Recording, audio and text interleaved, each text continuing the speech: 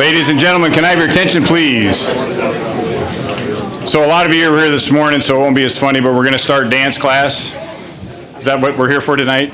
Yeah. Dance class? No, but with dancing, what happens with dancing? If both of you try to lead, what happens? You guys don't like dancing analogies? Carl, have you ever danced?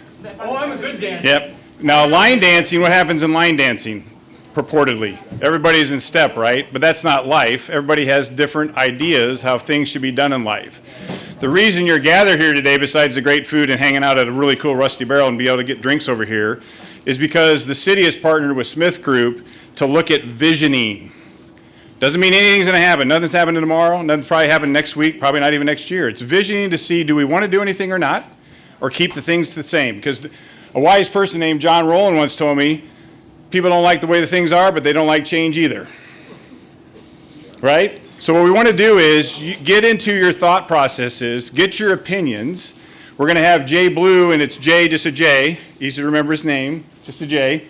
We're going to have him go through what the steps have been over the last year to get us to this point, and then what we need from you all to provide and put your thinking caps on. And even if you have emotions, that's great, but emotions get the stickers, and stickers go on the chart, and then we get those ideas from you. Because, once again, as I said this morning, I don't really like when people said the city did that, because the city is you. The city is all of us.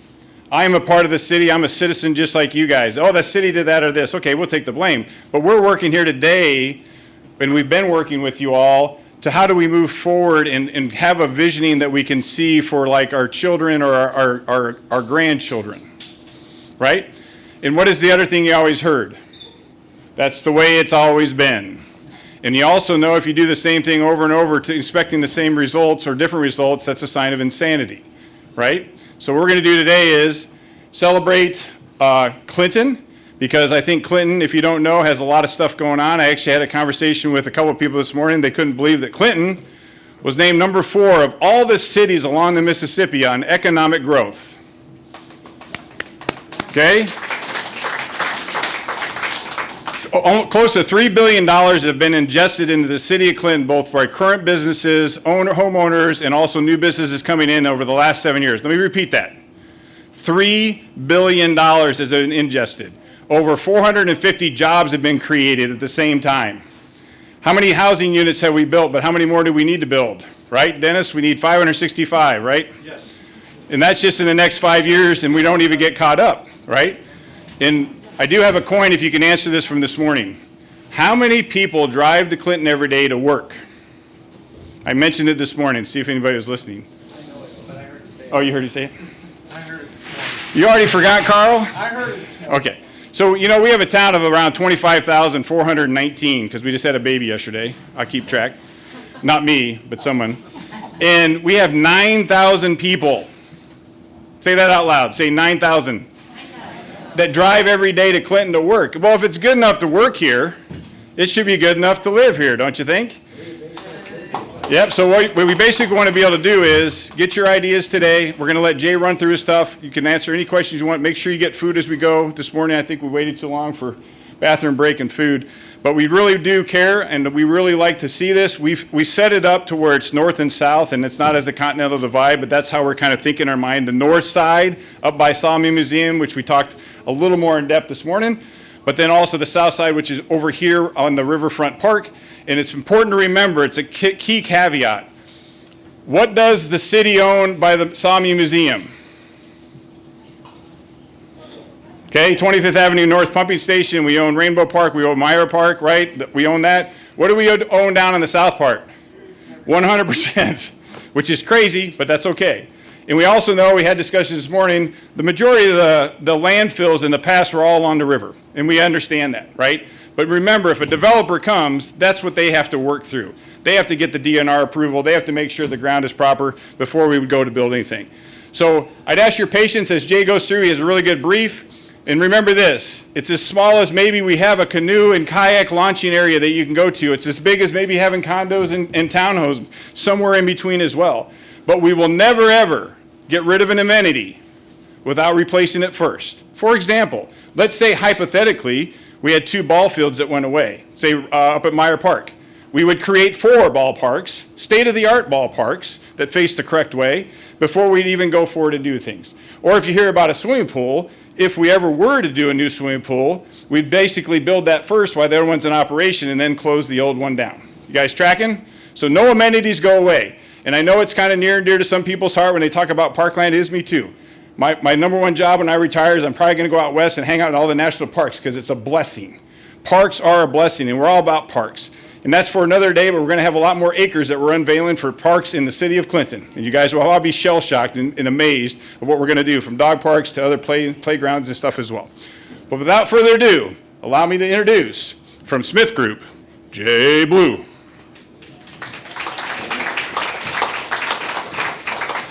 That's a much grander introduction than I deserve. I appreciate that. I'm going to do a couple things real quick. I'm going to introduce myself. I'm going to introduce the team that's here with me. I'm really happy to be here with a few folks. And then, can't hear me back there. Okay. So, Probably like right into the mic, you gotta like kiss it. Like I'm not that comfortable being that close to a mic. Is that better? Can you hear me back there now? Okay. I will do my best to stay close to this. I confess I am a walking, talking person. So feel free to wrangle me back to the microphone if I walk too far away and you can't hear me back there. I'll do my best to stay close. I'm Jay Blue. I'm a landscape architect and planner with SmithGroup. I'm located in the Madison, Wisconsin office of SmithGroup. SmithGroup is a large national design firm. I'm here today with Jake Jenkins, who will put his hands up from the Madison office, and Kristen, who is a partner of ours on this project. Kristen is a market economist who's been helping us understand some of the market and economic implications of the ideas that we've been developing. And Jake and I have been working together on preparing these different ideas for you to share with you. Okay, so that's who we are. And in a minute, I'm gonna talk through some of the ideas, but I'm gonna do a little bit of housekeeping. I should also say, just so everyone understands, I'm not so narcissistic that I only spell my name with a J because I'm a narcissist. It's because I'm lazy. Because why spell J-A-Y if you can just do it with one letter? It's more efficient that way, right? It's way more efficient. I'm saving so much more ink. Okay, when it comes time to get up and place your comments, there are stickers here and Post-it notes here and pens that you can use. There are stickers on the boards and Post-it notes by the boards. These are your boards. We brought them here for you to mark up. So please feel free to, you can write right on the boards. You can use the Post-it notes if you prefer that. Some of the easels are wobbly, so sometimes it is easier to write on a Post-it note and use that to place your comments on the drawings. But if the drawings go home with no comments and no dots, then we didn't get your feedback. And that's the primary reason we are here tonight, is to get your feedback, to get your thoughts, and to get your input. So please take advantage of the boards. All of the information you give us shapes how we design and how we come up with additional ideas as we continue to work with the city. So please use the boards, take advantage of them. In addition to the boards here tonight, there is a survey, an online survey that the link is available on the city's website. It will have all of the information that you're seeing here tonight. You are welcome to participate here in person and online. And if you want to participate online from a computer and from a phone and from a tablet, it's okay. It's all soft science, so it's all right if you are participating through more than one type of device and participating online or in person.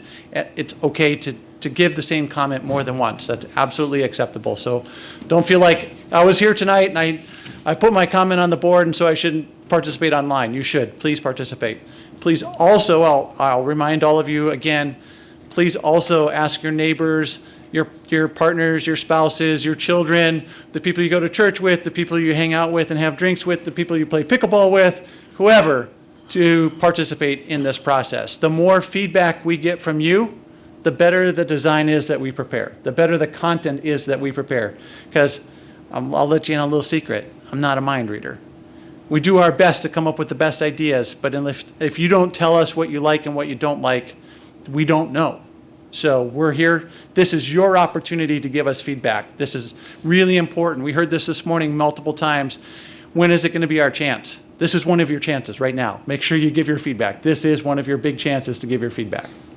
So stickers and Post-it notes are available at the two different tables. I'm not going to be bothered if at any point someone needs to get up and use the restroom. Don't feel like this is a formal presentation. Please feel like you can do that. Get up, get food if you want it, get drink when you want it, use the restroom when you need it. This morning I went long and people were starting to get squirrely, and thank goodness Matt stepped up and said, hey, Jay, we need to let these people take a break. I would have just kept going because that's what you're paying me to do, just keep going. And so feel free to get up at any point. It's not going to interrupt me. It's not going to bother me if you need to get up and get food, get snack, get a drink, use the restroom, whatever that might be. All right. Are you able to drive from back there? Yeah. Okay. Jay, can we let them see if they want to get? Yeah, absolutely. If anybody wants to start, we can wait 5 minutes if anybody would like to get something right now. That's We're totally. not shy, let's just keep going. All right. They can get up and eat. Perfect. So we've got we'll do a presentation tonight, and I'll walk you through the information that I have. I'm going to start, this morning we started with the north side. Tonight I'm going to start with the south side. I'm going to present both ideas like we did this morning. This morning I gave a very lengthy north side presentation and an abbreviated south side presentation. I'm going to try to do a lengthier south side presentation and a shorter north side presentation this evening. Following the presentation, feel free to jump up, put stickers on, as I just mentioned. Put a blue dot on something you like. That's what those dots are there for. I like this idea. Put a blue dot right on it, put a sticky on. You can leave positive or negative or comments about how to make it better. You can go to the next slide. Okay, so how many of you participated in the event when we were in the basement of the old Revival? Did I get it right? Great Revival Brewery. A handful of people participated. That's great. So much. Thank you so much for being back tonight. Really appreciate that. A couple months ago, 9-10 months ago, we were here and we brought some initial ideas. We brought some initial boards and we asked you all for feedback. And at that time, we had an online survey. And this is basically the results of that feedback that we got. Basically, the takeaway here, we turn this kind of information into an infographic. We think it's easier to read that way. But the takeaway is most of the respondents who participated were between ages 35 and 65. That's the majority of the respondents that participated. Most of the respondents indicated that they identified the Riverfront as being the most significant, the most important part of who you are as a community. They said that the Riverfront, not saying we can't have more activity on it, not saying we can't have more recreation on it, not saying we can't have more development on it, but recognizing how significant the Riverfront is to this community. I'm not going to read it to you because the most boring thing I can do is read a slide to you, but this information will be available. It is available now as a PDF. The city has it. We'll make it available again. Any of you are welcome to that information. In addition to this kind of generic baseline information we collected, you can go to the next slide. We also, if you recall, when you were there or you participated online, we asked you to help us weigh in on the different kinds of experiences you would like to see if in different parts of Clinton if they were to be redeveloped. And this is the feedback you gave us. And basically what I'm going to do is I'm going to lump two of these experiences together. The orange and the blue. And if I combine those two, 60% of the respondents said lifestyle development, lifestyle experiences, and a more activated development is what's important to you all. And that could be new restaurants, new dining, new bars. It could be recreational experiences. It could be new housing experiences. There were lots of categories that were lumped under those broad umbrellas of lifestyle and activation. But if I combine those, there's a lot of overlap between those as well. If I combine those, basically 60% of what you said, of those who participated, said this is what's important to them. And that was back 9-10 months ago. There's a larger set of PDFs we put together. Again, that's available through the city. You can get it. Nothing to hide there. That data's all there. You're welcome to look through it, review it. That's all there available to you if you'd like to see that. Go to the next slide. Oh, I'm sorry. And then you also gave us sticky note feedback, and so we kind of captured that. I'm not going to read those behind me. That's not the highest and best use of your time if I read you sticky notes. You can go to the next slide. Okay. So as a result of that, we at SmithGroup and Redevelopment Resources started putting together a series of different ideas. And we tried a number of different ideas. We went through, I'm showing just 4 up here right now, but really we went through probably 5 or 6 iterations for the south area and the north area development opportunities. And we bounced those ideas off of Matt and Matt's team. We bounced those off of some other stakeholders, and we got feedback over the last couple months about what they liked, what they didn't like, what they thought was appropriate to bring back to you as a community. And the result of that is the information that's shown on the boards and the information that I'm going to show on the slides. Before we jump to that slide, what I'm going to share with you are big ideas. That's what they are. They're big ideas. As Matt indicated, any of the ideas that we're showing here, best case scenario, they're 3 to 5 years away. Best case scenario, they're 3 to 5 years away from getting constructed. Some of these ideas might never get constructed. Some of them we might look at together and you might say, interesting idea, but I don't feel like it fits us as Clinton. I think you missed the point of who we are. That's okay, that happens. As I said, I'm not a mind reader. We try to do our best. We put out different ideas. We get feedback from stakeholders and from your city staff and from you. And there might be ideas we have to discharge. Some of them are going to be ideas that you'll look at and say, I really like that, but I don't know how we're going to get there. And it might take us 20 or 25 years to get there. That's okay. Let's have some of these ideas. It's okay to have a 20 or 25-year vision on. That's acceptable. But they're just ideas right now. One of the things that often happens when we do these kinds of presentations is that we'll put drawings up on the wall, and everyone assumes if it's drawn, it's going to happen that way. And I'm going to tell you right now that a lot of what's shown on there is going to get refined and redesigned and tweaked. And any individual building that we show on there or any individual space we show on there is going to go through its own separate design process before it's actually constructed. So everything that you see on there, it might look 80% like what you see there. It might look 20% like what you see there if it actually gets built. They're just big ideas. I don't want anyone to get caught up in looking at the information that we're going to present and say, that's never going to work because, without us having a discussion about it. And that's why I'm here. Let's have a discussion about it. Let's talk about it. They're big ideas. Let's be collegial with one another, talk through those ideas, and figure out what fits and doesn't fit for you. But don't feel like what you're seeing here is set in stone. Absolutely not set in stone. As designers, this is how we work. We put out ideas, we draw those ideas, we share those ideas, we collect your feedback, and then we modify those ideas. That's how design works. Now we can go to that next slide. Okay, so as I mentioned, we really had 2 study areas, a north area which started at the 30th Avenue boat launch and came all the way down to the Sawmill Museum, and it basically ran along the spine of the railroad tracks. So that's at the north end. It includes Main Street at the north end, and I'm going to save that presentation for the second half. And then we also looked at a study area on the south end, which basically starts at Willow Beach and runs all the way, or basically the RV parking, and runs south all the way down to 6th Avenue and goes from the railroad tracks to the river. Okay? This is what that area looks like today. If I look at the south area, starting at the north end, all the way up here. If I shout, can you hear me okay? All the way up here by where the RV parking is today. As I said, all the way down to 6th Avenue, from the railroad tracks to the levee.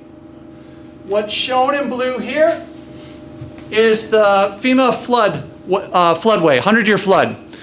So everything that's in the blue is what FEMA, your Federal Emergency Management Association, has identified as the 100-year flood. Just a quick note, 100-year flood does not mean that that's an area that floods every 100 years. It means that it has a 1% probability of flooding in any given year.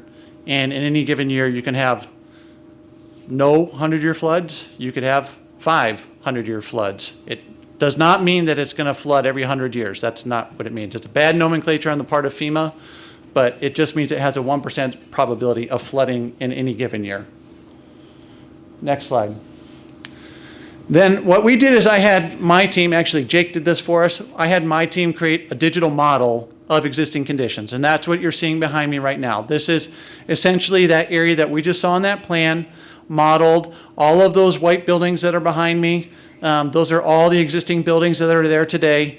What we are showing down here in this area of the park, you'll see there's some buildings that are shown. Let me back up. Here's the pool, just to orient folks. Here's the pool and the pool house today.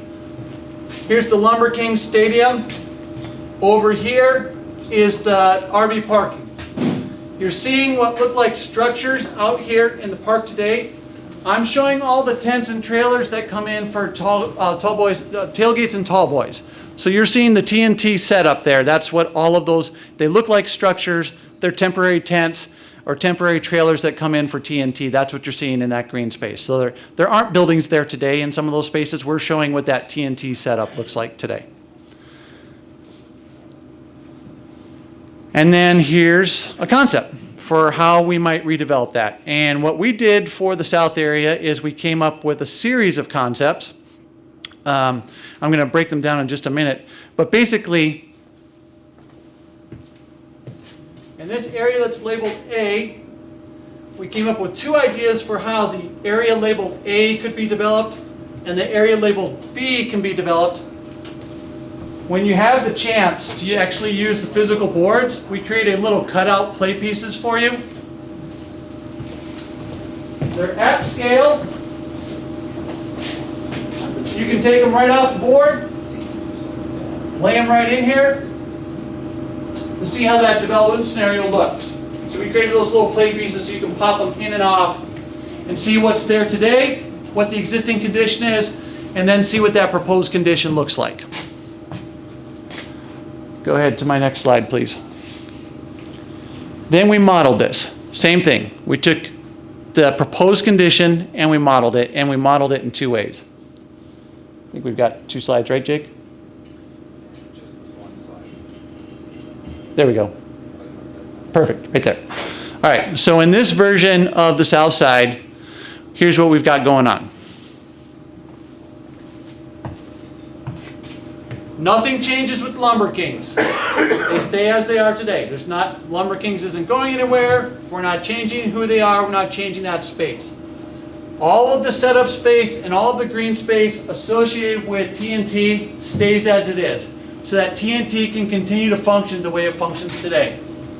But in this particular concept, we took the space that is your pool space, and we suggested what would happen if we created a brand new aquatic facility. What would happen if we planned to tear down the old pool and plan to erect something that would be a larger aquatic experience. That would include a new pool, but could include other things like splash play, could include water slides, could include water climbing walls, lazy river. You've got the room for that. I will tell you right now that the pool that you have today is leaking, and probably in the next, I'll be generous, but in the next 15 to 20 years, you're going to end up replacing that pool no matter what. It's not something that you can drain, plug, re-cement in. It will be either you take it all the way out and redo it, or you do it with something new. I just asked, when you talk about the TNT setup place, we're talking about the music festival that's here like for 3 or 4 days a year, right? That's right. And then when it's not here, it remains as public, open, active field space. So you can use it for soccer, baseball, frisbee, all of that active recreation space. You're not losing that active recreation pickup play space. Yep. And then at the north end of this particular concept, where you've got your RV parking today, we looked at how you could expand the RV parking, grow the RV parking. Basically what we've done here is that you've got the RV parking at the north end. Then we looked at creating a small strip of new development that we would propose is commercial or retail on the first floor, residential on the second and third floor, or even could go to the fourth floor if the market would bear that out. And with parking behind that, then you'd have the stadium, then you'd have that open green field space, then you've got beneath the pool area,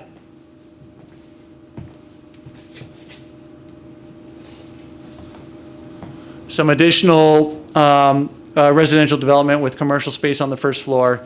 And then as you move towards 5th and 6th Avenue, some additional commercial and retail space there. Now, when I say retail space, that could be additional dining, that could be office space, retail commercial, that could be office space.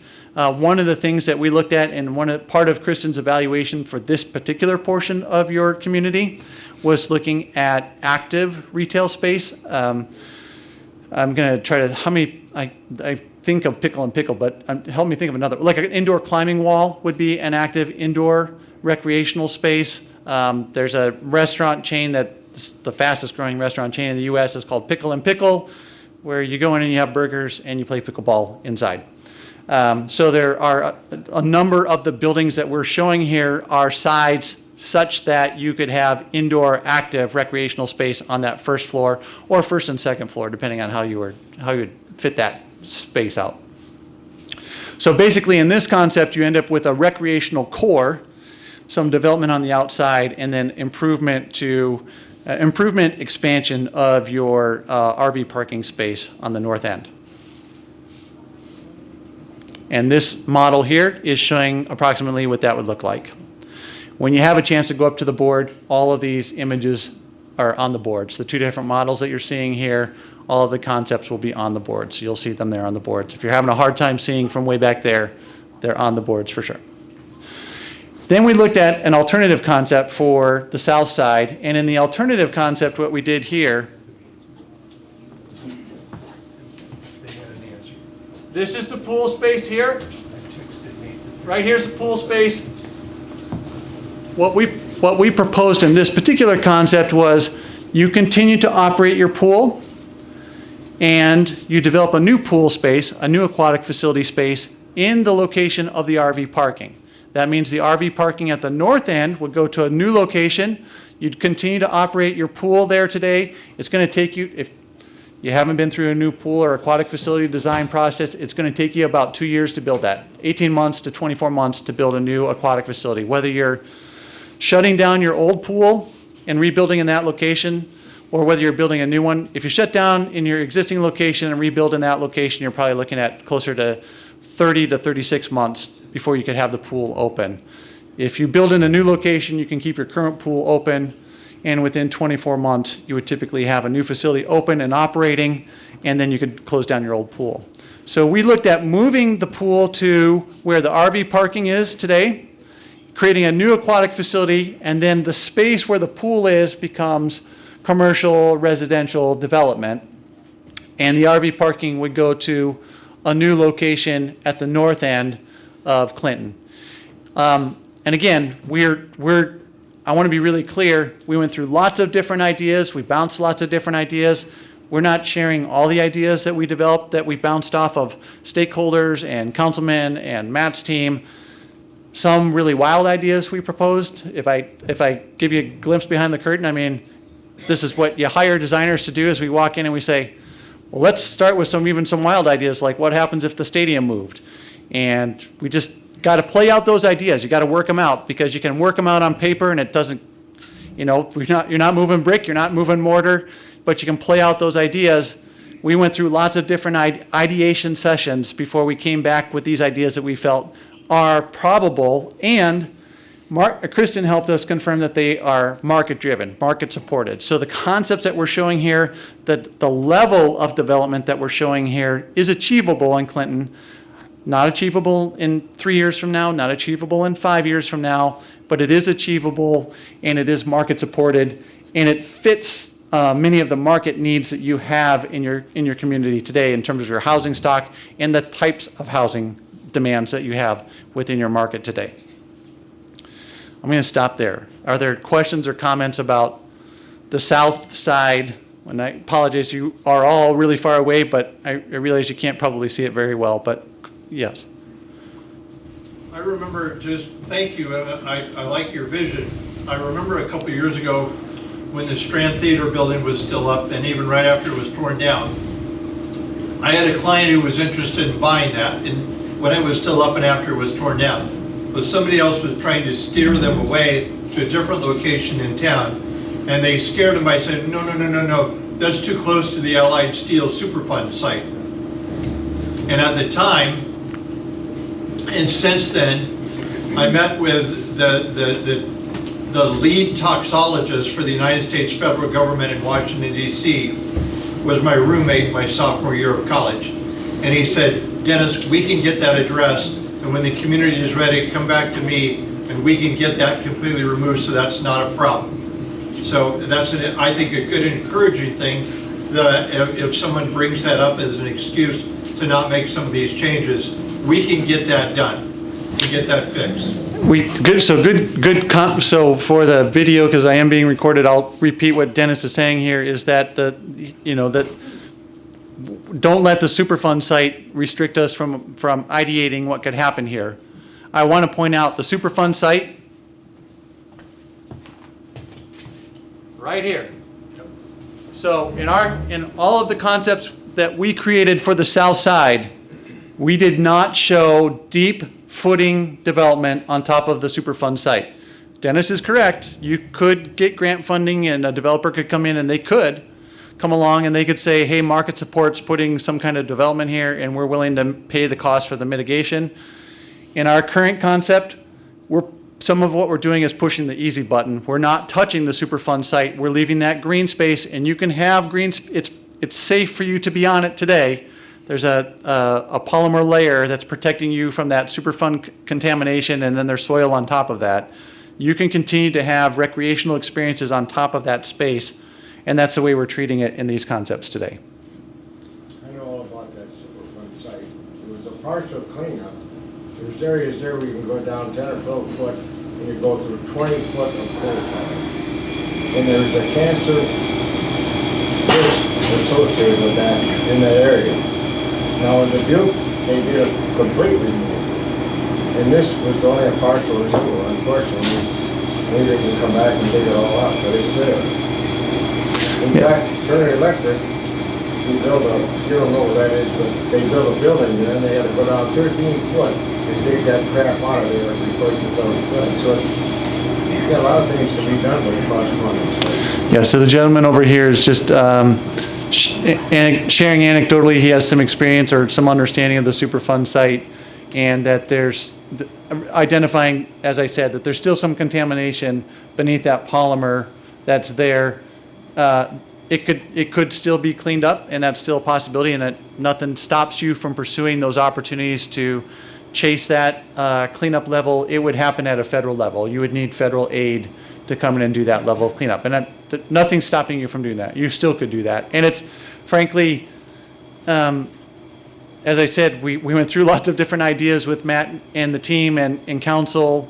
It is a site that if it was cleaner, it makes it really attractive to developers. It's a very attractive site to developers, but you would have a cleanup process you'd have to go through there. Yeah. Hi. Stand up quick. Okay, I'm 82 years old. I love change. I want to see change. I love the idea of developing the riverfront. But good Lord, what are we going to do about 2nd Street and 5th Avenue? Because is it going to move over to develop that area once we have a nice looking riverfront? Or do you think about that? I mean, 2nd Street especially, 5th Avenue next. I go to DeWitt and it's so nice. It's a little town, there's no empty stores. I would like to see that. Yeah, great comment. If I don't summarize this correctly, correct me, okay? The comment was, great ideas, love the ideas, but what happens with 2nd Avenue and 5th Avenue? Do we think about that when we're generating these kinds of ideas? And the short answer is yes. Actually, in our vision, this becomes something that makes 2nd Avenue and 5th Avenue better. We're talking about hundreds of residents potentially in the future, which would make your downtown that much more attractive. And we're trying to think about placing these residents in a way that makes it convenient for them to, as a pedestrian or a bicyclist or even in an automobile, to get from their new residence, their condos at the river, over to what becomes, your de facto Main Street, right? 5th Avenue is your de facto Main Street over here, right to my right. And so the idea being that if we can bring more people here, it will generate more economic drive for making sure the businesses that are here that can stay, and welcoming new businesses. I mean, I think it's kind of cool that you've got the, I'm not going to get it right, but the maker space and the maker restaurant space right across the road here, and bringing in more people is going to make that more attractive to businesses that want to come in and start restaurants or jelly stores or jelly factories or whatever that might be, right? So, any other questions about the south side right now? You make it sound like the only way we can bring people here is to develop it down at Riverfront. We've got all kinds of land here. Why do we have to mess with the Riverfront? Why can't it? I mean, just like they're saying, the whole downtown, we put a ton of money trying to develop the downtown to bring businesses here. We can't do that. What makes you think they're going to just run up there and do it? I think I'm not suggesting at all that let me recapture your questions for the video.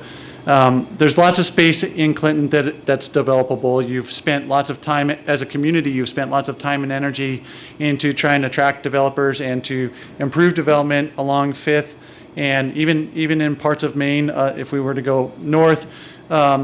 So why do we think that additional new development along the riverfront is going to attract new developers, new businesses, new residents? Did I capture that effectively? Yeah, I'm more residential. I don't understand why that's what I'm trying to get. Yeah. And why do you have to take our parks and put buildings down there for homes and people? I understand we have to have people come to town, we have to have homes for them, but we do not need them in our city parks. We got plenty of space all over this town to take and build buildings to put them in. You want to take our city park away from us. You've already taken one city park away this year. Now you want to take Riverfront away from us. And next you're going to want Eagle Point Park. And don't say that won't happen at Eagle Point Park. There's lots of land up there. I can see some multi-millionaire coming in and say, hey, I'll give you $25 million for this. You say, okay, it's sold. Why are you taking and building apartments and condos in our parks, which we'll never get back? Let me answer his question, then I'll come back to your question, Carl. I'm not saying it's a panacea. It's going to take work to bring developers here. There is an opportunity along your riverfront to develop a type of housing you don't have in your current market portfolio right now, which is, and there is a strong market demand for that type of housing. Riverfront development is always challenging. There's challenges associated with it, but it's typically very, very successful types of development. And I'm not at all suggesting that doesn't mean there aren't other types of development opportunities within the body of Clinton as you move further west away from the river. You will and you still should continue to look at development opportunities throughout the entire fabric of the city of Clinton. What we were looking at was, for this particular study, was if we were to look at highest and best use in these spaces from a development standpoint, what kind of development would we look at there? And so we're trying to identify, is there market-supported development opportunities at the riverfront? And if there are, what would those market-supported opportunities look like from a development standpoint? Doesn't mean you still shouldn't. And as I said at the beginning of the talk, doesn't mean anything I'm not telling you anything that I'm showing on here is going to be built as I've shown it. Might be built 20 years from now, and in 20 years from now, you might have a very different demand for housing than you do right now. You're going to have to adjust and flex as that housing demand changes and adjusts. But I do know, based on your current housing study, you need 565 different types of units in Clinton today. And that 565 for how many years, Matt, did you say? Next 5 years, you would need to meet the housing demand within the Clinton market. That's not just people, that includes people outside of Clinton, but the Clinton market, the people that are purchasing homes in Clinton, you would need to produce 565 homes every year for the next 5 years just to meet the demand. The demand might change if the economy changes, but that's what the current housing study is showing. I'm not sure if I'm totally answering your question, Well, but my question is, why do you have to take our public parks away from us? Yep. Which we have had for years and years. I'm 81 and I've driven all my life, and I enjoy it. I don't live too far from there. I walk down along the dike. I bring my grandkids when they come to town down there. There's no reason why you should take a city-owned park and put a condominium or high-rise living space in it, when you've got this whole big city in this county to build in. yep. So let me answer Carl's question, and I'm not sure if I'm going to give a satisfactory answer to Carl. He and I, crossed swords this morning already. I think there's opportunity to make the park space that you have along the river better. It doesn't necessarily mean it has to stay big, but you can make the park space you have better. As I mentioned before, we're interested in finding a way to, and Matt mentioned this earlier too, this afternoon, we're not interested in you losing any kind of programmatic experiences. Doesn't mean that those experiences are going to stay exactly where they are today in that physical location. We're not interested in you as a community losing any physical programmatic experiences, but we are interested in trying to find a way to look at how, as you change as a community, we can make those park spaces better. Sometimes smaller, tighter, better designed, cleaner, safer, better maintained parks are better than a big, sprawly park. Not always, but sometimes that is better.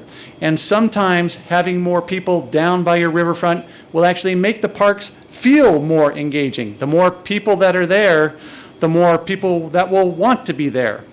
One of the things that we do as designers, especially in these types of developments, is that we're always looking at how the spaces that we're creating or ideating together encourage someone to be able to come, park, and stay. Ideal situation is that you have a visitor who comes to Clinton, they pull in, maybe they're coming to the new aquatic facility. Let's play a game. They show up to go to the new aquatic facility, they park. I want that person to come, spend 2 to 3 hours at the aquatic facility. Let me back that up. That family of 4 to come and spend 2 to 3 hours at the aquatic facility. Then I want them to go out to lunch together. Then I want them to go spend the evening at a Lumber Kings game. And then I want them, so all said and done, before they leave, they've parked once, they should be in Clinton for 4 to 6 hours. That's an ideal situation. The longer you keep them here, the more money they spend here. And when they leave that evening, the spouses should turn to each other and say, why don't we live in Clinton? It would be amazing to live in Clinton. Then we'd be here all the time. That's perfect conditions.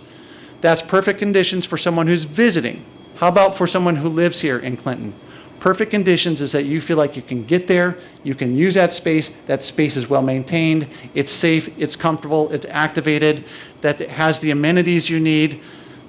I'm not going to ask people to show hands, but I'm sure there's, if I was to ask, enough of you have been in this room have heard this phrase, Dad, I need to use the potty, or Dad, I need to get something to drink. If I have to leave to go do that, I'm done for that day. I'm done for that. The moment I have to pack up and leave, I'm done for that day. 99% chance I'm not coming back. But if I can make that park space such that, even if it's a little bit smaller, Carl, even if I can make that park space such that someone can come and they're there with their kids and someone says, Dad, I need an ice cream before I can keep playing, and I can get you an ice cream and you can keep playing, and that's part of a development scenario, that's perfect. Or that I'm down there with my kids, I'm down there, and then someday I know that I can come here and retire. That might be my empty nester space, is to be there and live by the park and be part of the park space. That's an ideal situation. Might not be Carl's ideal situation, I understand that. I got one other thing. Remember when that Japanese colonel or charge of this boat said about whenever we attacked Pearl Harbor, that you have awakened a sleeping giant. Well, by taking one of our parks, you have awakened a sleeping giant in this town. This town will come after you, and they will get it straightened out. You will not take our parks away from us. So Carl's comment is, I've awakened a sleeping giant, the town will come after me. And my response would be, I would love to get your comments. Please put, so if I've awakened a sleeping giant and you've got a lot of passion about that, that's why we've got the boards here tonight. Put those comments right on the board for me. Capture those comments for me so I can see them. I will come back to you, but I see a few hands over here. Yes. All the way in the back. Yep. I can understand how condos along the river are, a marketable thing. But what about the fact that you're right next to the railroad tracks? You stay in the art department. And to me, how does that work with mix? Yep. The question was, I can understand that condos are achievable in this market, but we're right next to the railroad tracks. How is that going to work when you've got the train going back, 21 trains going by, right? And they're loud, and they hit that S curve just north of this part of of Clinton, and they go through that S curve, and it sounds like somebody strangling a banshee. I'm not even quite sure what you call that screeching sound it makes, but it's pretty loud. Really good question. The answer for you is that it's going to sound flip, and I don't mean for it to sound flip, but the answer is maybe simpler than it might be apparent. Lots of people live next to train tracks like that all the time, and they grow accustomed to it without a problem. That's the flip answer. Many developers that are going to come and look at this, the railroad tracks is going to be part of their evaluation of whether it's a marketable, sellable type of unit that they can sell there, and it will be part of their evaluation to determine, can I build here next to these railroad tracks or not? They're not going to build there if they think the railroad's going to be an impediment to them being able to sell units. Yep. Some of us in this room have worked on Mark River Drive. Our thinking there was to connect the south end and the north end of the river. That section that has the road on top has been extremely successful for renting. And we're saying doing the same thing all the time on the levee and benefits the north end, but also benefits the south end as well. Secondly, it is not on park land at all. And it's a project that could be done very easily. We've already received $800,000 towards environmental study and the core study, and it is now presently in Washington, D.C., in Marietta Meek's office, getting the project engineering done, being shovel ready. It's a real benefit to the south end and real benefit to the north end. Is there a question there?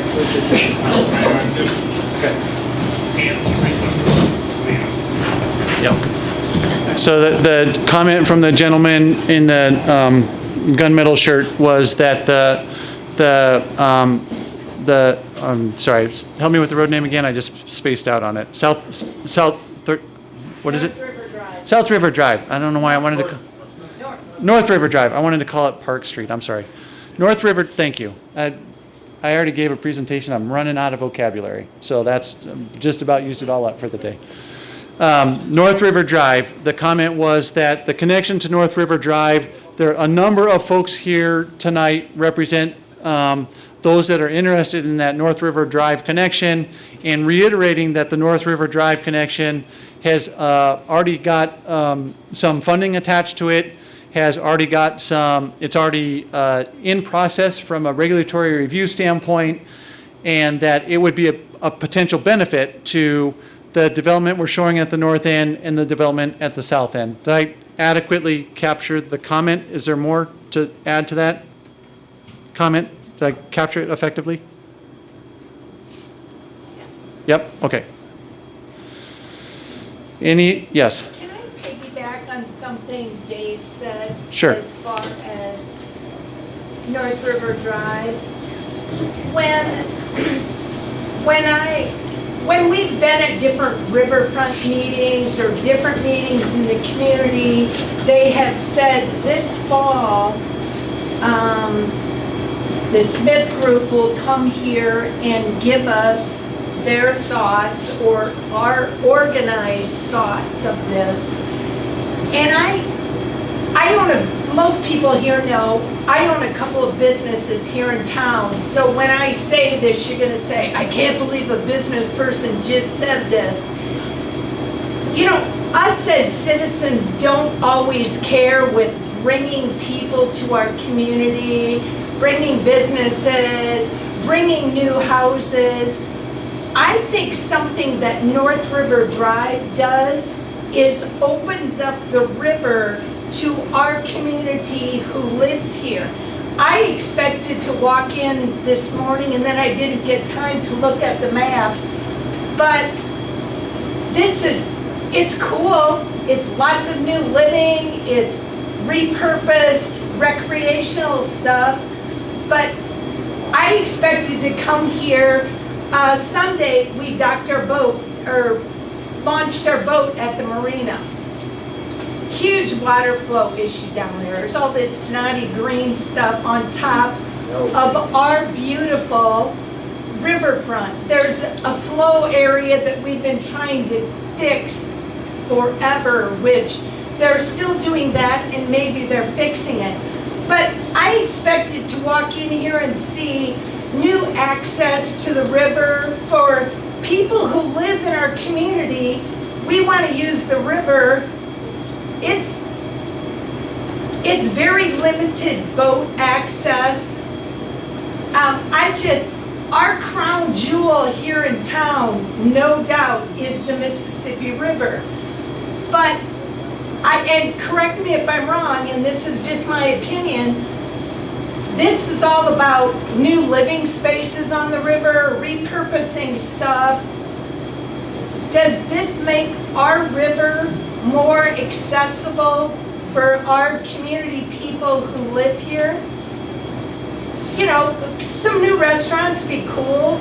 You know, condos and all that, it'd be cool to have a new, but it's still not making our river more usable. It's making our riverfront, to look at the river, more beautiful.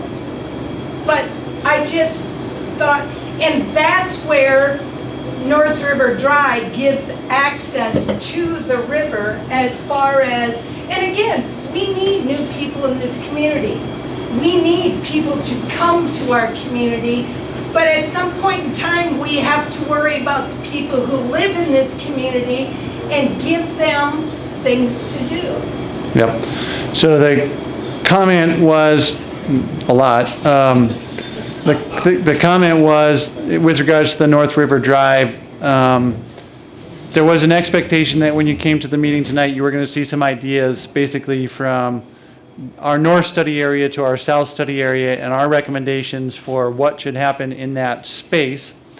And then an expression of, I want to make sure I say this right, an expression that not clear on what the benefits in these concepts are to the community from a user standpoint, the residential user. Getting into the river, right.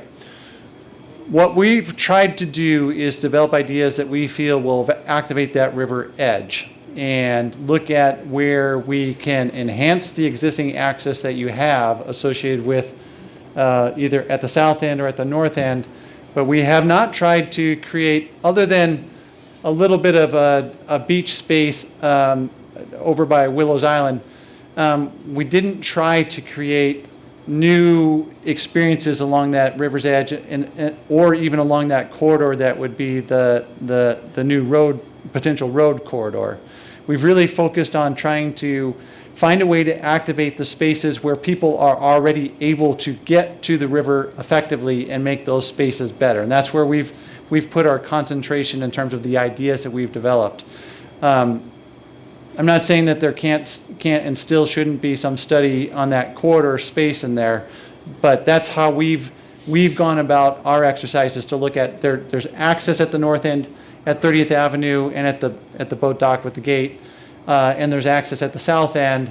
And how can we take the areas where there's already access, there's already a hub of some activity, showboat at the south end, the candlelight at the south end, and enhance the activity to get more people to the river, not necessarily along the river or into the river. Does that make sense, what we were trying to do?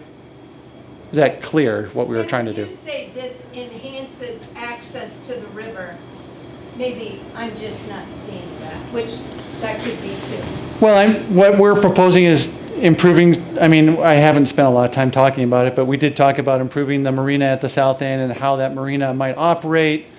This is a high-level concept idea, so we didn't, at that level, you don't typically look at, wouldn't go through the modeling exercise to figure out how and where to invest in improvements to reduce sedimentation or reduce the algae costs. Those still need to happen.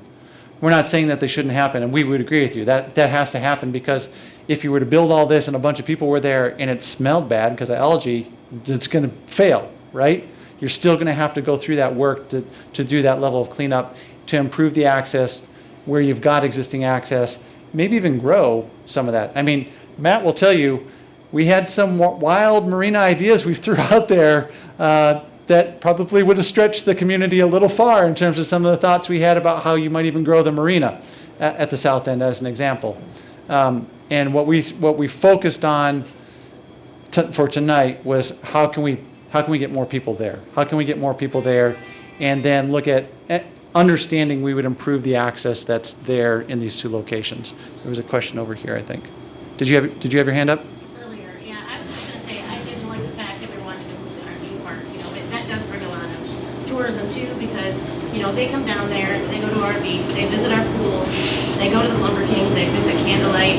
So, I mean, putting a condo in front of that, I know at first I thought they were putting it in front of that, but I see that you wanna move that. I mean, I'm not hip on that, and I can't imagine a lot of people are. I don't know where the site that you were planning on moving that to, but like that does draw a lot. Even people that live in town, we go down there and visit. We take walks along the riverfront. We go down the bike path and bicycles. We do that too. So we don't want to look at a big condo. We want to look at a riverfront too. So I was just disappointed in the fact that you wanted to move that RV park. I think when you have a chance to look at the boards, there is an option where we said, what happens if we made the RV park bigger?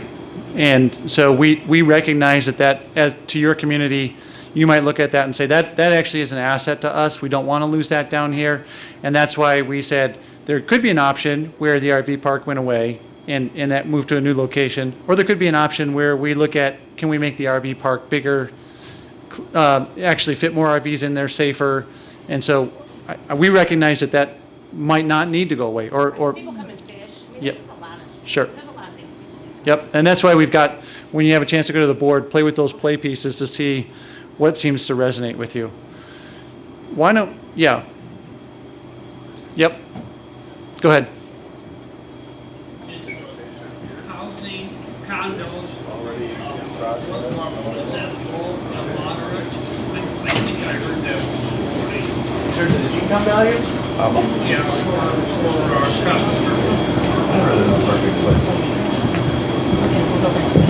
The question is, what when we're talking about condo units, are we talking about low to moderate incomes? I would say that what we started out was looking at was a workforce income and up. And workforce income is basically defined by what someone who is a firefighter, a police officer, a school teacher could afford and up. It's typical that base workforce level and up. Did I miscategorize that, Kristen? Okay. Focus back. I see that Loopers Memorial Fountain that's going to stay there. It's got historical significance. It was built in 1935 in honor of Donald Loopers. He was a little over one bedroom. He was a businessman, and they dedicated that. And this goes to my heart. In 1992, I donated 4 ornamental streetlights in memory of my wife. And Schick, he's talking about Colonel Schick. The Army battalion, they had a hospital there named after him. He was the first medical officer killed in World War II on Pearl Harbor, so they had it there. They finished that circle, and there's a plaque down there honoring him. That is very significant. It's an icon. It used to be on postcards, and I think goes up, but it's lived here in our history. There'd be some pushback to try to remove it. Yeah, so you'll see it's not being removed in the concepts. It's staying there. No, it's there. It's I mean, it's significant, you know. Yep. At one time they had talked about moving. So yeah, Carl and I were in school together. We're both in our 80s. We know our history. One question, one statement. And just to clarify, because I came in a little bit late, but they were saying that in this concept, the pool would be moved? There's an option to move the pool in this concept. So we looked at two possible opportunities for the pool. One opportunity would be to continue to maintain and operate the pool where it is today, but look at another location. And the location we looked at conceptually was where the RV park is today. So that would allow you to build a new pool, continue to operate your existing pool. Once the new facility is built, then you would shut down your old pool and you could look at doing something else there. That would take about 24 months to do something like that, to construct something. On the construction side, it would take 24 months. It's going to take longer with the design process. The other option would be, from a construction standpoint, would be to shut down your pool and to rebuild that pool in its existing location. And that's probably around 36 to 40 months before you would be able to reopen it. So you would lose about 3 to 3.5 years of operation at its existing location. That's if you took the whole pool out, which in about, I'm estimating it's going to be about, in the next 15 to conservatively long, in the next 15 years, you're going to have to replace it. Probably sooner than that, you're going to have to replace it. It's at the point where you can't dewater it, plug it with concrete, fill it with water, and say, we're good to go. You've reached the point where that's going to have to come all the way out at some point if you want to maintain the pool there and rebuild the pool and the aquatic facility in that, if you desire it to be in that location, which is fine. You'll just lose about 3 to 3.5 years of operation because you've got to demo everything out before you can start construction new. That original pool was built in 1929, and it was the new one, the bathhouse, the pool there was rebuilt in 1990. So Yeah, so they've been there that long. If the new pool house was built in 1990, I promise you, it's not going to last much longer. You've reached the lifespan of that facility. But the other one was there from 1929 till 1990. Yeah, and I'm sure it was leaking. You were losing a lot by the time it was rebuilt, would be my guess. Yeah, and you had a comment. Well, the comment was that the pool's been there for a long time and we like it there. The question was, so the plan is to put some condominium residential buildings in this, not there, but in that area. Correct. So that would increase nice living options for, like you said, based on like firefighter, police officer salaries, so like 70,000 and up. Yep, that's So what would lower income people who enjoy the dike now be gaining from this plan? good question. So let me back up and just say one thing. It's the idea we're presenting. I don't want it to sound like this is the plan that's going to be built. It's an idea we're presenting. What's that? Arboretum, let's do that instead. So it doesn't mean that there wouldn't still be potentially housing opportunities for lower income people. There could be. The market's going to drive that. But the idea would be to create spaces that anybody wants to be in. This is, like, the notion isn't, I want to dispel, you're not saying this, but I want to dispel this idea if someone has this idea. The idea is not to create a space that if you're making $70,000 and up, this place is for you. The idea is that you're creating spaces that anyone, anywhere in Clinton can get there, can use it, can benefit from it. And that could mean that some of the spaces that we're talking about developing A lot of the buildings we're suggesting would have first floor retail or commercial on them.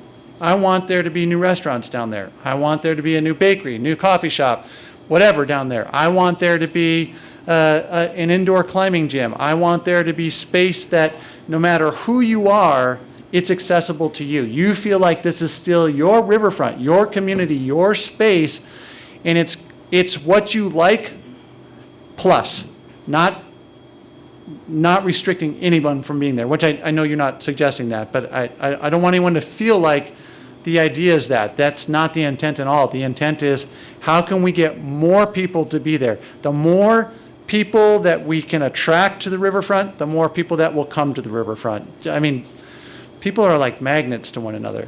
The more people they see, people walking by tonight, I can guarantee you there are people that have walked by tonight and looked in and said, what are they doing in there? I kind of wonder what's going on in there. Because they're attracted, when they see a group of people, they're attracted to it.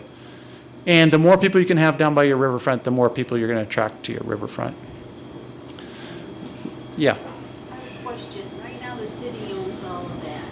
Once the condos or apartments or whatever are developed, who's going to run them? Who's building them? And how does that affect the land ownership? Yeah. So the comment was the city owns the land where we're showing the condo developments here. Once the condos are developed, who owns that? Who manages it? And how will that affect the land ownership? Typically, the city would sell the portions that would be developed by a private developer to that developer. The city would define expectations for management and what those spaces have to look like. And that developer, usually on a structure like this, a developer comes in, they build it. Sometimes they have their own development management team. Sometimes they sell that to a management team that comes in and manages that.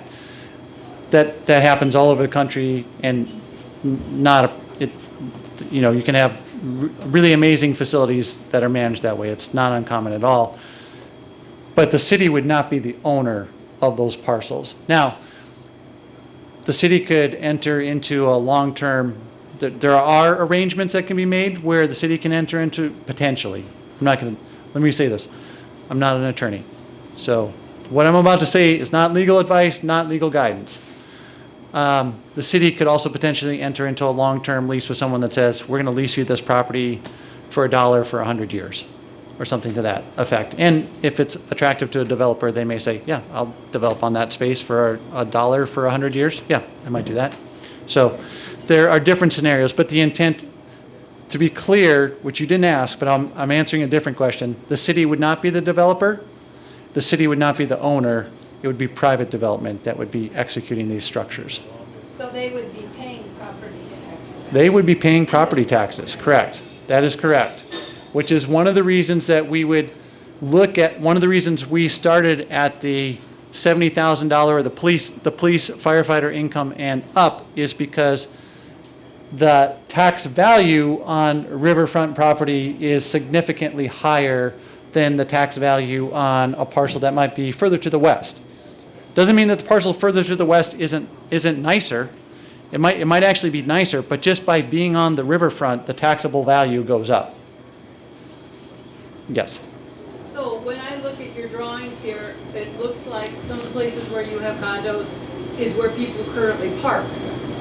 And I know when I go down to the showboat or whatever, some nights you can barely find a place to park. So I just wondered what concessions you have made for parking. Yeah, good question. We actually have more parking in this plan than you have there today. So where we're showing the condominium developments, you can see there's kind of gray spaces behind those.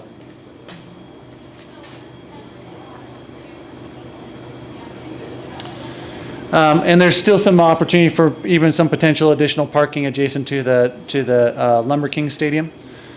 Typically on a development like this kind of space, what we would typically see for a parking scenario there is, one, let me be clear, all the buildings were sized so that you could have parking on the first floor. So you could do a half floor depression, they're sized so that you can have parking underneath the building, and then there's parking, we're showing parking behind those.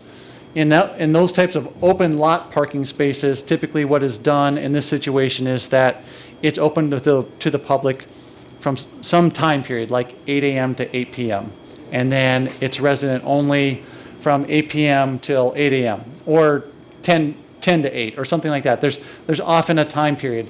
And then there are windows of exception that you might be able to park overnight there without any problem on weekends and on certain holidays or on festival days or something like that. So that if you're at a Lumber Kings event, if you're at a game at the Lumber Kings and the game goes till midnight, you're not getting a ticket if you're in one of those open lots. But usually those kinds of lots are shared, and that's not uncommon to have those kinds of shared lots that are publicly accessible during a window, a flexible window, and then that's defined, and that's it. Again, I don't want to sound trite, but that's a relatively easy thing to solve in terms of making sure people are parking there at the right time. Well, 20 years ago, I remember this. We have Eagle Point Park. Yes, please get up and move around. Yes, please get yourself some food in. Yes, please get up and come see the pictures. Get yourself some food and drink. Yes. I'll keep answering questions, but go ahead. Please start moving around. I think you had a question right at the end. On building the condo. Why is taxation on building the condo on land which belongs to the people and giving it just to people, whether they be firefighters or even bank residents? Why that fixation on the condo? Why that fixation? So the gentleman's question was, why the fixation on the condo? Why are we fixated on taking land away and giving it? I'm probably paraphrasing this incorrectly, so correct me if I got this wrong. And giving it to select people. Yeah. I don't want you to think there is a fixation on the condo. What we're saying is, in this space, a condominium is an achievable outcome. It's a market supported outcome that you could achieve here. It doesn't require you to do this. Nothing that's shown on the drawings here is there. Just take it off the argument and just say there'll be no condos, we develop it for recreation, we do it for what the people want. And just imagine there'll be no resistance, everybody will be happy. That's so. Everybody will be happy. I mean, I'm just saying, when you think for all the people, it's happiness. And it's prime land, I know that. Any riverfront land is prime land. Any land which is next to a desirable location is prime land. Any developer will go there. If you ask me as a developer, could I build a condominium on the White House lawn? Yes, I'll do that, right? Because it's prime land. But your people will object to that. They know what belongs to the people. It's not built on the White House. Yep. Same way I think to us, the riverfront is just as precious as the White House lawn would be, or some big space, in front of the Washington Monument. It belongs to the people. Don't touch it. Yep, so the question is, why would we develop on land that belongs to the people? The objection is, why would we develop on land that belongs to the people? And we love it the way it is. And Desirable location, I'm not denying that.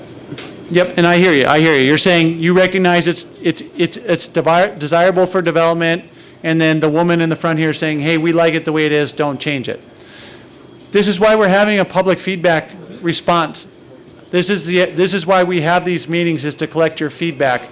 I can't say, I don't know, but I can't say if as a community, the whole community says, don't do this, don't touch it, they might. Or you might find 40% of you say don't touch it and 60% of you say, actually, I'm really interested in that idea. That's why we have a public process, to collect that feedback, to gain that feedback, and to give us better direction about how we approach those spaces. I just want to point out that parkland along the riverfront, there's nowhere on that parkland that can actually see the river with how the exception is on the dike. They're not supposed to get any changes. That park could be recreated anywhere in town. You put up a big hill and a rock wall, it would look the same if you can't see the river. I have postcards where you can see the river from behind the fountain. Where you would be able to, before the levee, you would be able to stand behind the fountain. You can see the fountain with the river in the background. That doesn't exist anymore. I actually like some of these concepts. I'm saying some of them. I'm not saying universally all of them. But I like some of them because they increase the visibility and the access to the river from those sites. And it's just an idea, and I just want to point that out for consideration. I walk on the beach. And I go to the river.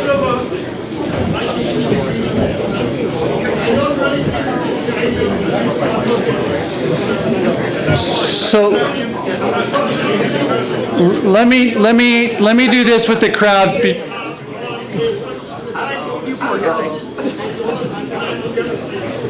Let me do this with the crowd before we lose our attention here for a minute. I'm going to ask the folks that I'm going to wait on presenting Area 1. I'd rather have folks get up, spend the time looking at the drawings, understand the drawings, use the dots, use the comment stickies, put your comments and your feedback on the board.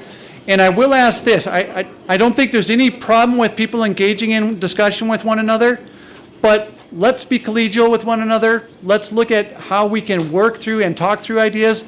Some of you may see things on the boards that you like, some of you may see things on the boards you don't like. That's why the boards are here. They're your boards to mark up and say, I really like this, I don't like this.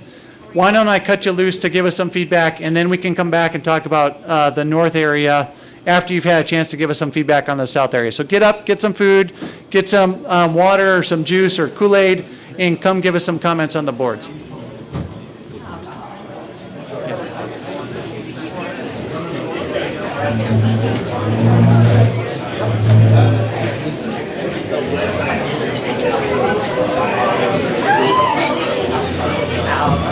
Hey, you're doing a great job. It's a tough crowd, so.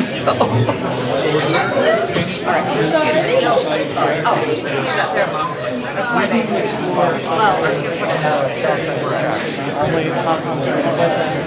Only looked at the east side of the tracks and the left. So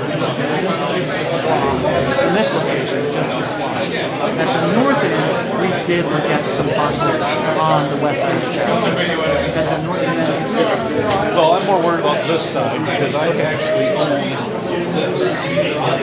So I live there and I have a great review. So I understand the want of everybody wanting it. But there is some there's some model. It's just my idea. Like the tracks don't bother me anymore because you got rid of the horns. When the horns are there, it'll be nuts. But I have a great view. Hi. Huh? I'm leaving because I'm tired. I'm ready to go home. Hey there.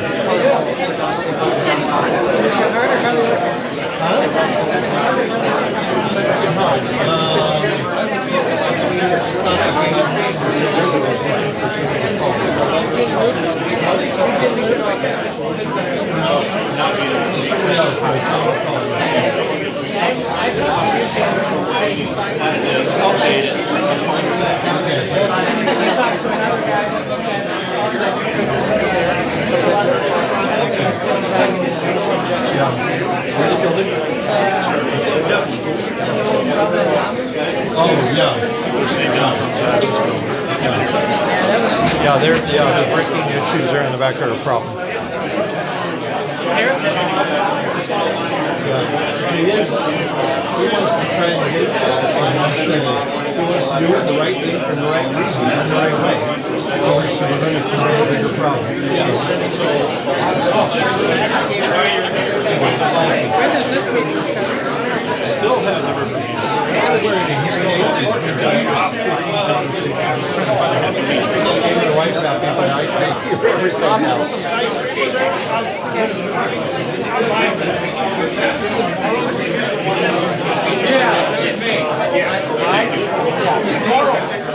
know, I would like to go to my house in once, okay? Good view. I can show you the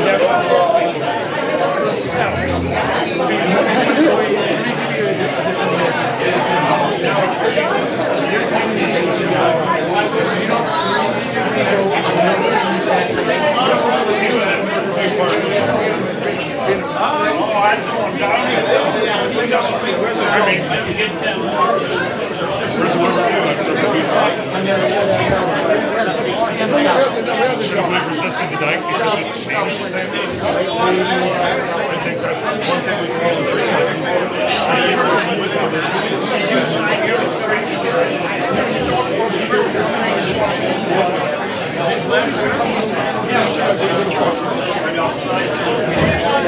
That was not, see, this is where I think the,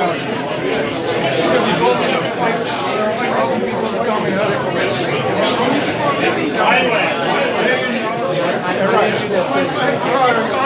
Why won't this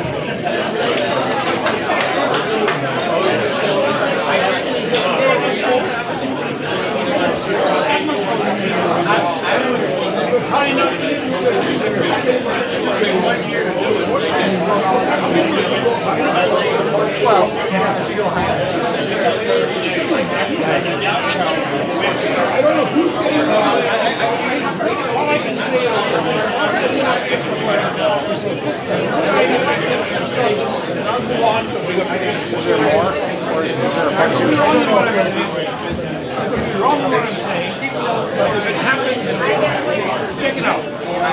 It happens. Because even with the hump.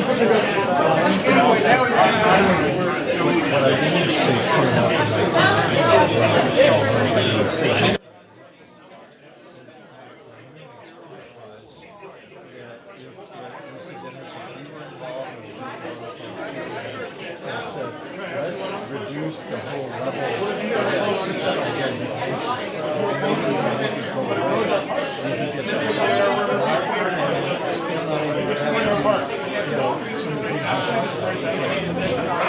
yeah, he's like, well, yeah, so, yeah, he's like, you came